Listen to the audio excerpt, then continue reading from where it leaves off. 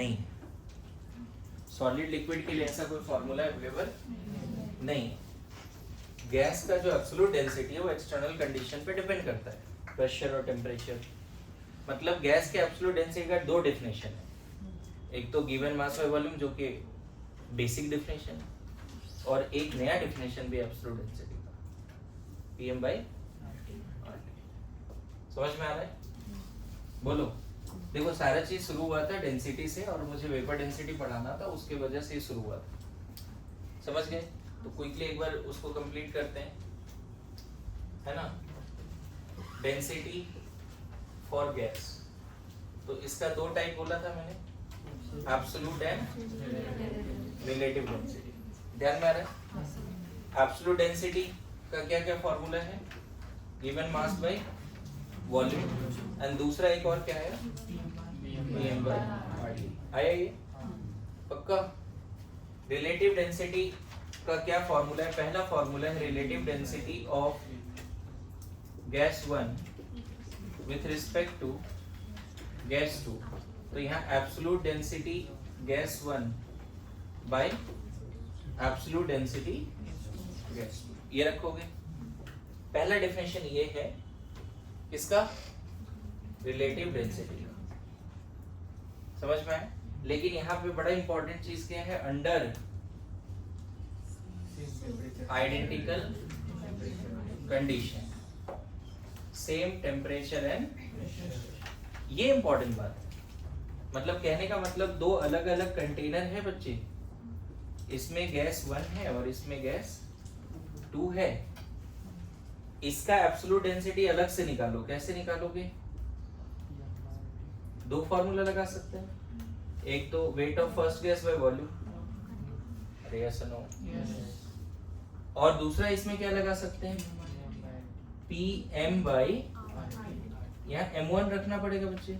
अच्छी बात है, दोनों का कंडीशन सेम है, समझो। Two different gases at same condition. Volume same है या नहीं है नहीं पता, लेकिन प्रेशर टेम्परेचर सेम है। दोनों जगह पे मास ऑफ गैस सेम है वो भी नहीं पता हमें, लेकिन दो डिफरेंट गैस दो अलग अलग सिलेंडर में है, सेम कंडीशन पे। तो फर्स्ट गैस का एब्सोल्यूट डेंसिटी क्या लिखोगे?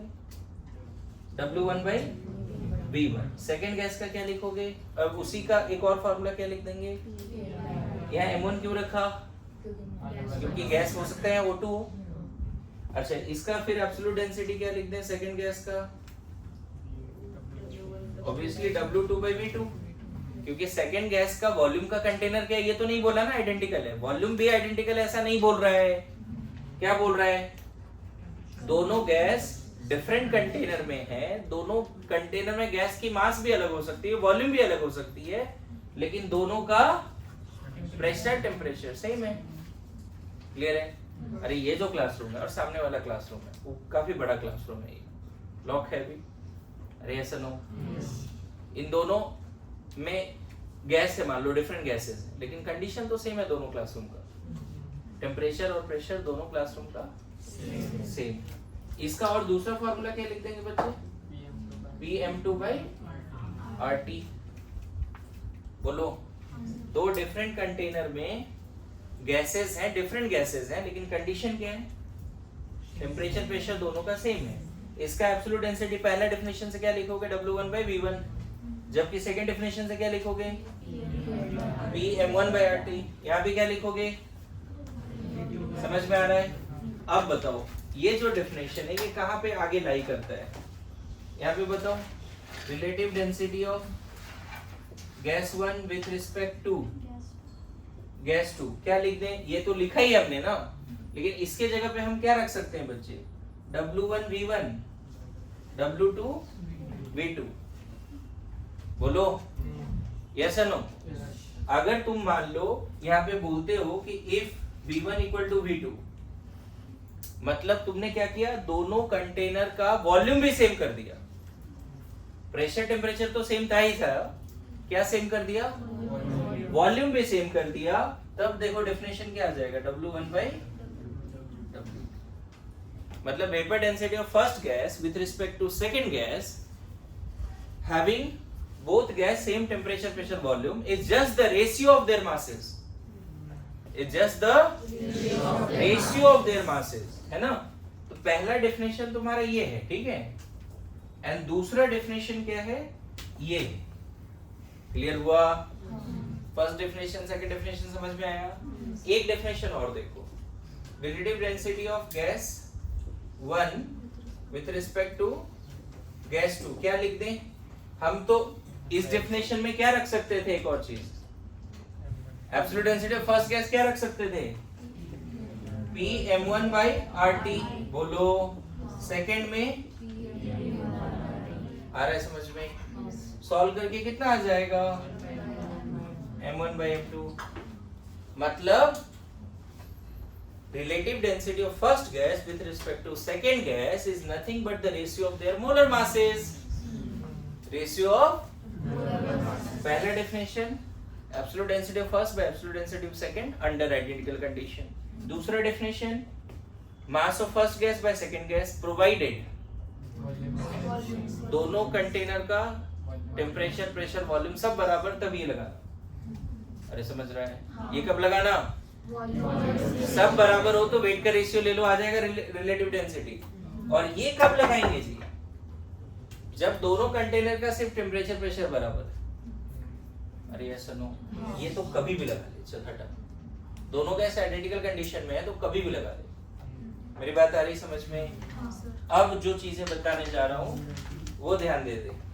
इफ सेकेंड गैस, है ना, इफ सेकेंड गैस या if gas 2 is not given, है ना, take it as H2 gas. Second gas अगर दिया हुआ नहीं है क्वेश्चन में तो क्या मानेंगे? क्या मान लेंगे? पक्का? तब बताओ रिलेटिव डेंसिटी क्या हो जाएगा? इसी को वेपर डेंसिटी भी बोल सकते हैं, तो शुरू से भी बोल सकते थे vapour density. Relative density is vapour density, शुरू से बोल सकते हैं, दिक्कत नहीं है। लेकिन अगर सेकंड गैस मेंशन नहीं है तो क्या मान ले सेकंड गैस को? तो बताओ फर्स्ट गैस का m मास हो गया और सेकंड गैस का 2। कभी सुना वेपर डेंसिटी m/2? यही रटा है बस तूने। Vapour density is equal to, देख रहा डेंसिटी पे पूरे 1.5 घंटे क्लास चल रहा है। वेपर डेंसिटी इज m/2 रटा है, लेकिन ऐसा नहीं है बच्चे। Vapour density O2 with respect to N2 तो बोलेगा 32/28। Vapour density of O2 with respect to N2 कितना बोलेगा? 32/28। बात समझा? लेकिन अगर सिर्फ बोल दिया वेपर डेंसिटी ऑफ O2, कुछ मेंशन ही नहीं, what is vapour density of O2? 32/2। 32/2। Second gas अगर मेंशन है क्या मान लेंगे उसको? समझ में? वेपर डेंसिटी ऑफ N2, सिर्फ N2 बोल दिया 28/2। ये सब गलती मत करना, एग्जाम में करेगा। वेपर डेंसिटी ऑफ मीथेन, समझ में आ रहा है? पक्की बात? लिखो, 3 अलग अलग डेफिनेशन सही से लिखो, है ना। थर्ड डेफिनेशन ये है, ये वाला थर्ड डेफिनेशन है, ये वाला part, first, second and third.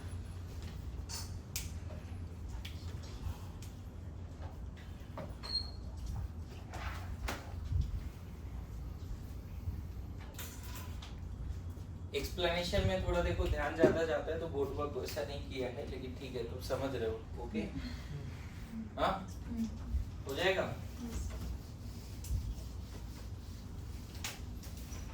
In short,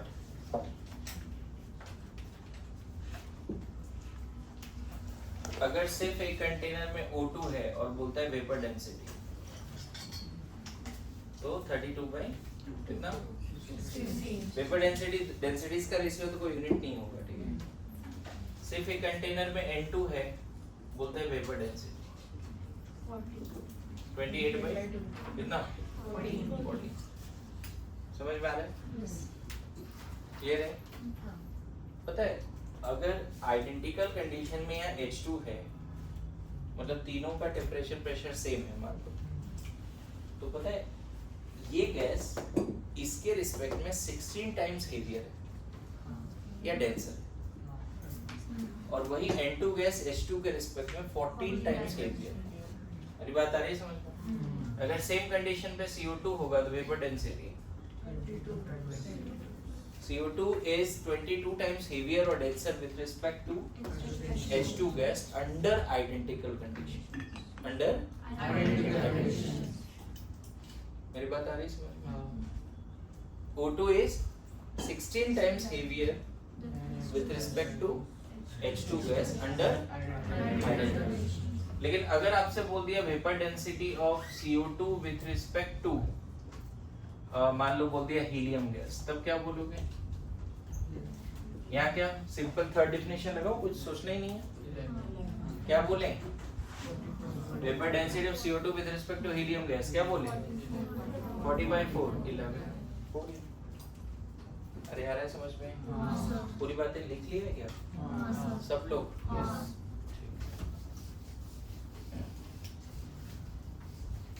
ultimately दो डिफरेंट कंटेनर में गैस है, आइडेंटिकल कंडीशन पे है, तब हम वेपर डेंसिटी का बात करते हैं।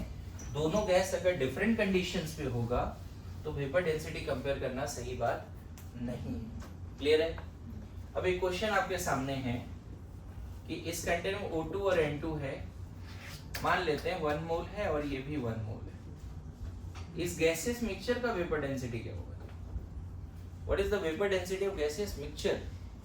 किसके रिस्पेक्ट में कुछ नहीं बोल रहा है, बस तुमसे बोल रहा है what is the vapor density of this gaseous mixture? बोलो। गैसियस मिक्सचर का वेपर डेंसिटी पूछा है तुमसे। अगर सिर्फ O2 का पूछता तो 16 बोलते, सिर्फ N2 का पूछता तो 14 बोलते, लेकिन दोनों का कंबाइंड 1-1 मोल है और वो पूछा है। तो जब भी मिक्सचर का पूछेगा ना आपसे तो उसके लिए m एवरेज निकाल लेना। m एवरेज बाय 2 करते हैं, नहीं समझे? गैसियस मिक्सचर का बोलेगा तो average molar mass of gaseous mixture by 2 कर दो। और आज ही पढ़ा m एवरेज, बताओ इसका m एवरेज क्या होगा? सेम क्वेश्चन क्या है?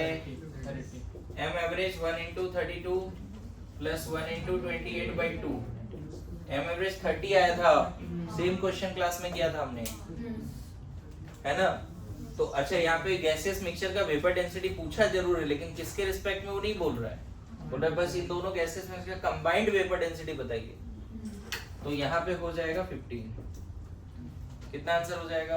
15। इंडिविजुअल किसी एक प्योर गैस का पूछेगा तो प्योर का मोलर मास बाय 2 करो, लेकिन गैसियस मिक्सचर का पूछेगा तो